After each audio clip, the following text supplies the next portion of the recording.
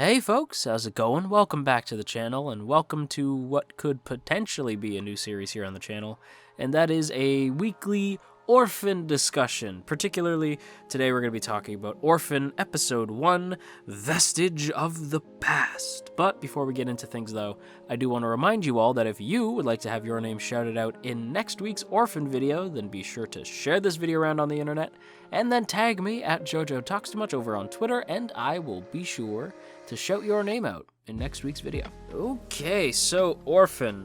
The first thing I have in my notes, or well, the last thing, but the first thing I should mention, is this show feels like it is very much a relic of the 90s, and that does track since the original series was one of the last couple shows to come out of the 90s. I believe it was 98 from what I looked up. I didn't see the original Orphen series, but I did grow up as a 90s kid, although I was born 92, so I don't know if that technically makes me a 90s kid. I watched a lot of 90s anime, though, is what I'm trying to say. And Orphen really has that 90s flair to it, where every main character was like a swashbuckling hero type, kind of like Han Solo, but an anime character. And Orphen certainly has that, but the thing that separates Orphen from other 90s projects is the fact that most 90s projects typically took place in space, with space cowboys, and Orphen does not take place in space. Orphen very much is a fantasy series, but it still has that element of like 90s sort of like, we're badass and cool, and we're gonna have like a cool time with like a sort of like lovable rogue type of main character, and we're gonna tell some like gritty stories with like cool shit. And it does have that sort of like, yeah, that's right, it's the 90s type of attitude to it, even though we are in the year of our Lord 2020. Hindsight is a bitch. I am out here getting so old. Anyway, I think it's important to call out the fact that this is a show in the 20s that wants to be a show from the 90s, and that's very evident. I think the one thing that I have, like the biggest critique I have about the show, is that it's sort of having an identity crisis. It doesn't feel like it's super sure whether it wants to be sleek and polished like a 2000 show, or if it wants to be a 90s series, you know, if it wants to hold true to that attitude. I think there's a way to blend it, but I don't know if this first episode did that particularly well. But I did enjoy myself overall with this premiere, but I just feel like there's definitely some issues to be had here. There's some pacing problems. There's some really bizarre scenes that could have been either fast forwarded through or just skipped entirely. I don't think it really used its time wisely in what is easily a show's most important episode, if not the second most important, and that is its premiere. So Orphen's premiere definitely was not quite what I hoped it would be. I was really excited about Orphen, and I still am. I think the show could do something interesting, but I did want to open this by saying that, yeah, I'm a little disappointed. Again, as I said earlier, I'm not an original fan. It's not like I was a fan of the old show or the books. I'm just, a casual anime fan. I had heard of Orphen once. Like once Orphen was announced, I was like, what is that? So I went to go look it up, and I was like, oh yeah, I've heard mention of Orphen before, but it's never something that was on my radar. So it's not like I'm disappointed because I'm such a big fan. It's just that I'm disappointed because that's kind of a cool idea, a 90s anime revived for the modern era. And I think it just didn't quite stick the landing in this premiere, but the rest of the show could easily surprise me. What do you say we go through the episode, though? Let's go ahead and start with the first scene we have in the show, and that is the church scene. And I gotta say, they start us totally cold. Like you either have to have known the source material, or it just drops you off, and that's it, because this cold open is legit. We see Azali, and she is in a church of some kind with a sword. And then there's the teacher, Childman Powderfield. That's a name right there. Anyway, Childman is knocked out cold. He's like their teacher. And Orphen, going by a name that I did not write down at the time, he stumbles in and sees what's going on. And I gotta say, this initial scene of him stumbling in and seeing Azali like transforming, becoming a monster, it was kind of rad. Like, and by kind of, I mean, it was really rad. I thought the tension in the scene was fantastic, so kudos to the director, Takayuki Hanuma. I think they absolutely nailed the tension in the air in that scene. They really did a good job. But I do think that the animation could have been a little bit, you could have gone more like gothic and grotesque with it. Really have like, really hammer home the horror of transforming into a dragon in real time, you know? Like, we kind of see her hands turn first, and they like dig into her skin, which is like, ooh, nasty. But that's about as brutal as it gets. We see her like turn around and her face is sort of like morphing, but you don't like hear the bones crunch or anything like that. You just kind of see her slowly turn. I realized what a sick person I sound like that I wanted to see that, but I just feel like you could have made it more grotesque and made it really intense and scary. That said, for what they do give us, it's pretty damn great. Like I said, Hanuma really does a good job with the direction in that scene. You really feel the tension. You really feel for Orphen, seeing this person who you have to assume that he cares about in mortal peril. And again, because it's cold open, you don't have any connection to these characters. You just have the scene itself. And I think that both the direction as well as the seiyus really going above and beyond to sell these emotions actually did make me care for characters who I know nothing about. I don't even remember Orphen's name at the time. I just knew him as Orphen, so when they started calling him whatever, I was confused. Wasn't even sure if that was Orphen at first. But I do gotta say that they really nail the tension of that scene. The church scene is a great cold open, and I do think that we see a little bit of the magic in that scene as well, and I do think that the magic sticks out. At first I was going to count that as a negative, but the more I think about it, the more I'm kind of okay with it. With CG in anime, I'm okay with CG showing up in anime, or just anime like certain elements of anime looking kind of different by comparison to the 2D stuff, if it makes sense for it to look different. And with magic, it's supposed to look otherworldly. It's the same reason why I don't really fault like monsters or ghosts or something to look weird with like to be CG in a 2D anime. Like, I don't typically mind that if it's something supernatural. So at first, while I was going to say like the magic sticks out, that's kind of the point. It's magic. So I'm sure you could absolutely make the argument that the magic sticking out, it sticks out like a sore thumb, and like, oh, I don't like it, it's jarring. To me, at first it did. Like, for a second I was like, oh, that doesn't look too great. But when I thought about it, I was like, well, no, that's probably what they're going for. Like, not that it doesn't look great. It does look cool. It stands out. So I do think that's what they went for, though. Like, the magic is supposed to feel very otherworldly and different. So I don't know. Maybe I'm trying to throw the show too much of a bone here, but I do feel like the CG magic, it works for me. But with the end of the church scene, we basically have Orphen, like, deflecting the magic of the other users, or like the magic users around him, likely being the reason why he is expelled and ultimately becomes Orphen. And they even have a line later, like, Orphen as in, like, you're an orphan? He's like, yeah, pretty much. Like, he's like, yeah.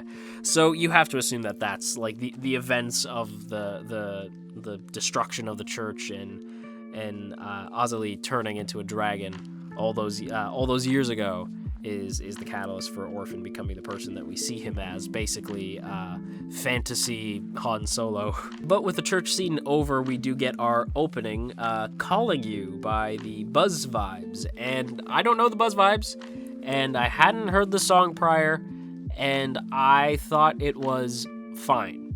I thought it was okay.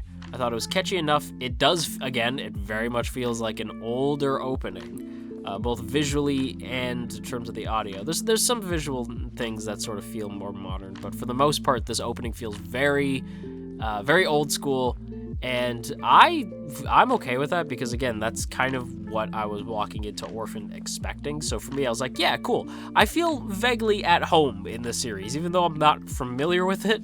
The fact that it comes from a decade that I am familiar with, there's some sort of kinship there. So I'm like, okay, I can feel comfortable here. But I did see, and this is one of the few times that I did jump on Mal's comment section for the particular episode, just out of curiosity to see what people were saying. And y'all, listen, Mal, you know that I love you guys, but man, you guys tore the OP for this show apart. Y'all are savages, absolute mad lads. I didn't think it was that bad, but apparently a lot of folk did. But anyway, we leave the OP, and we get into Orphen shaking down two dwarves. Now, I have dwarves in quotations, and the reason why I have them in quotations is because I initially wrote down Orphen shakes down 2 kids, then had to erase that and replace it with dwarves. The dwarves in the show are not your typical dwarves. They like look and act like kids, and I can't help but wonder if these dwarves were meant to be halflings, but the author decided to change his mind and switched it from halflings to dwarves, because technically, like in games like D&D, halflings are meant to be the copyright-free equivalent of hobbits, and I don't know if maybe the author wanted it to be hobbits, but then realized that that was copyrighted and didn't like the name halfling, so instead went with dwarves. I don't know, but it does feel weird to have the dwarves like this. Now, I'm not saying that dwarves haven't been portrayed as being these sort of kid-like creatures before. They very much have, and this isn't the first instance of dwarves being kids, but it did take me a second to be like, oh, they're dwarves? All right. We're also told in a scene later on that 5 years have passed since the church incident, and we see Orphen is now sort of like taking odd jobs. He's a mage, a dropout mage, as they call him in the episode. And the comedy in the show, and we first see it here in the shakedown, but it is very much prevalent throughout the rest of the show.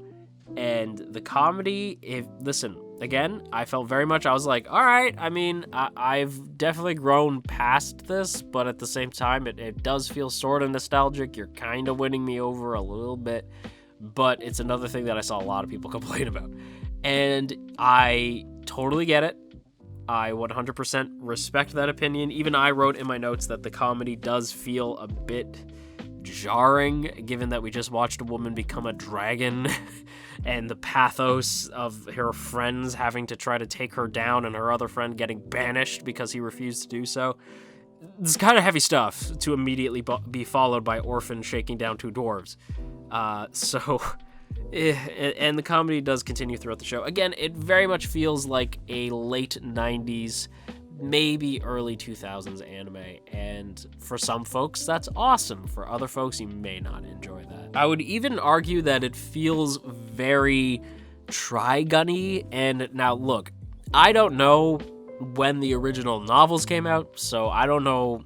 Like, I'm not saying that anybody ripped anybody off. I'm just saying that what you have is a lovable rogue who is aided by somebody who is essentially a police officer trying to track down, in this case, 2 individuals instead of just one, who have a high bounty on their head. And the police officer type character is a bit aggressive and a bit of a tsundere, but she means well, and hopefully, and I assume, will form a sort of kinship with the lovable rogue character. It's very Trigun-y is what I'm trying to say. However, the rest of the episode doesn't really feature the police lady, who, if I'm totally honest, I was disappointed, because when I thought of the idea of fantasy Trigun, I honestly got really hype about that, but no, it doesn't stay Trigun. It's only Trigun for like 5 seconds, but it did make me really want to go back and watch Trigun. I haven't seen Trigun in like 10 years. Holy shit. You know what's awesome about Trigun? The OST. You know what's not awesome about this show? It's OST. Yeah, that segue was on purpose. Listen, the OST is fine throughout most of the show. It's not exactly noteworthy, and even during my research for the show, I couldn't find whoever was in charge of the music. But man, I don't know who they got, but yo, shame on you for that. For the music they play in the inn in particular is so wildly out of place for not only this show, but that scene as well. It's just meant to be this sort of calm discussion, and it just feels wildly out of place to have this sort of like funky OST play. Jarring, just very bizarre choice. There's a couple bizarre choices in here, mostly to do with the pacing, but yeah, even occasionally to do with the music. I don't know if that's a director thing. I don't know if they were just handed music by the composer and told to deal with it. I do think Hanuma, the director, does a lot of good. I also think that there's a lot of things that could be improved with episode 2. The music choice being one of them, because Yikes. The next bullet point in my notes here is too much dawdling. And yeah, if I'm totally honest, like basically after the church scene and after the shakedown of the two dwarves, there's a lot of just nothing. A lot of just nothing. Like there's one character named Tish at some point, and she's talking to a dude who can like read minds. And I thought it was going to be important, but it's mostly just to talk about the fact that Ozzy is back. That's kind of it. We could have inferred that from other stuff later on in the episode. In fact, it would have been more of a cool surprise to just have Ozzy show up when Orphen starts to piece together who these people are that the dwarves took him to, and the fact that they have the sword. Like, it would have been like, yeah, it's a ridiculous coincidence, but it's also anime. It's a medium full of happy coincidences, so that didn't really bug me. That scene you could have cut entirely. The scene of the dwarves tricking Orphen into coming to the noble's house, feel like you could have shortened that scene. Basically, after the police officer leaves the episode, we just meander around for a while until Orphen realizes that the noble house that he is at happens to have the sword that I believe is the reason why Ozzy became a dragon thing, and like, yeah, that's where the episode gets dope again. However, it takes a long time between cool stuff, and that definitely does hurt the episode. I did feel like it dawdled around maybe too much. However, the reunion with Ozzy is friggin' dope. Like, you do feel like this tension, like when Orphen's piecing together, like, wait. The item that Child Man left, please tell me it wasn't, and then you hear like a scream, and you just know. You're like, oh shit. But again, you didn't, like, you already know because they keep mentioning Ozzy in the episode, but it would have been even better if he just goes like, was it and then you hear the scream and you're like, yo, like that would have been better. Again, I don't feel like they should have mentioned Ozzy at all after the opening scene. I feel like it would have been more of a surprise. But yeah, it was still a cool moment to see him reunite with Ozzy and try to be like, it's me, even though he looks totally different.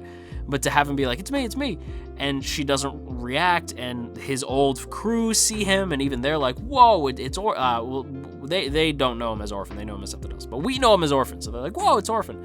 And basically history repeats itself. He blocks their magic attack with a magic attack of his own. He's clearly badass enough to block all of their magic at the same time. And that's pretty much where the episode ends. The ED, I don't have much to say about, if I'm totally honest. It's passable. The OP and the ED definitely could have used a little bit more time in the oven, but overall, I do want another episode. I want to really decide. I feel like this is a show I need to give the 3-episode rule to for sure, because I feel like this episode has a lot of cool little nuggets in there that didn't really get the chance to shine. I want to know more about the magic system because I feel like it could be really neat. I want to know more about Orphen as a character because, yeah, your boy grew up on 90's shows. I love a lovable rogue. And yeah, I don't know. Overall, I want to know more about Orphen. I feel like I didn't get a proper introduction. And yeah, I do feel like the show definitely stumbled out the gate, but that's okay. I feel like another episode or two might help this show kind of, spread its wings a little bit. On that note, though, everybody, I'm going to have to give this week's premiere a C. A C isn't bad for anybody who's like, whoa, what? A C isn't bad for me. It's just sort of like, yeah, okay. Like, a C is decent. So it's like, yeah, decent. And that's how I feel about this premiere. I'm like, okay, it's decent. There's stuff that I liked. There's a lot I didn't like. But for the most part, overall, I'm like, yeah, I didn't feel like my time was wasted. I had a fun enough time. And I do feel like Orphen has potential. So we'll have to come back here next week and find out if it lives up to that potential. And that's going to do it for today's video, everybody. So I hope you guys enjoyed. And before we go, as always, I have to give a big thank you to the good folks over on Patreon, especially those in the Earl Grey tier: Andrew W., Calvin A., Crowbar of Irony, Daniel G., Digger the Fox, Dominic G., Ionos, Urza, Ginkutaku, Godzilla Fan, No For Nothing, Maria Teresa, Marshall B., Mirth Mouser, Cell, Shadow Creative, Sipco Games, Somastan, Stephen G., Sakochi, Tristan G., and Verdun. A huge thank you to all of you in the T Squadron for your continued support, and if you too would like to join the T Squadron, then be sure to check out the first link in the description to check out our Patreon page, see all the cool rewards you can get over there, as well as access to our Patreon exclusive Discord for as little as $1 a month. And with that said, we're going to wrap up today's video, everybody, so thank you all once again for watching, and if you are feeling stressed out today, then you go have yourself a warm cup of tea, and I will talk to you all again real soon.